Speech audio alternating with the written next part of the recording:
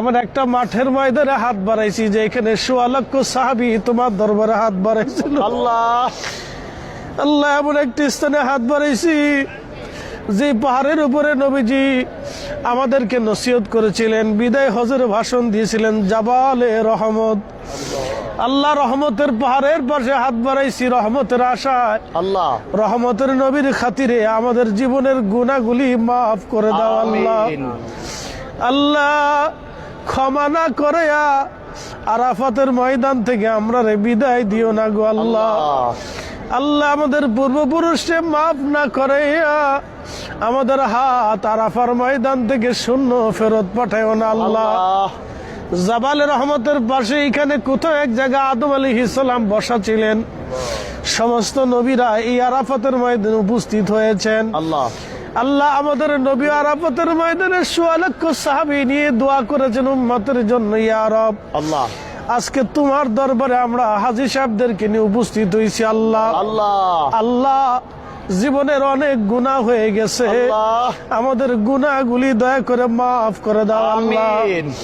আল্লাহ, মেহেরবানি করে আমাদের কারো বাবা নাই, কারো মা নাই, আল্লাহ, কারো বাবাও নাই, মাও নাই। আল্লাহ, আল্লাহ, বাংলাদেশের বিভিন্ন স্থান থেকে আমরা আসার সময় অনেকে আমাদের কাছে দোয়া চেয়েছে আল্লাহ।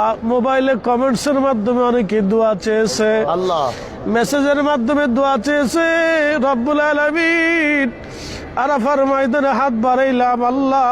আল্লাহ, আল্লাহ, যারা যে যেইভাবে যে আশা নিয়ে দোয়া চাইলো আল্লাহ, সকলের নেক মাকাসাদগুলি তোমার দরজা থেকে পুরা করে দাও আল্লাহ। আমিন। আল্লাহ, হজের সময় এই আরাফাতের ময়দানে আমাদেরকে বারবার কবুল করিয়া নাও। আমিন। আল্লাহ, যারা হজ করতে পারে নাই তাদেরকে তুমি হজ করার তৌফিক দিয়ে দাও। আমিন। যারা এই আরাফাতের ময়দানে আসতে পারে নাই তাদেরকে আরাফাতের ময়দানে কবুল করিয়া নাও। আমিন। আল্লাহ, অনেক মায়েরা বোনেরা আসছে আল্লাহ, আমার মা বোনদেরকে আরাফাতের ময়দানে কবুল করে নাও। আমিন। যারা অসুস্থ এই আরাফাতের ময়দানের উসিলায় আল্লাহ তাদেরকে সুস্থ বানাইয়া দাও। আমিন।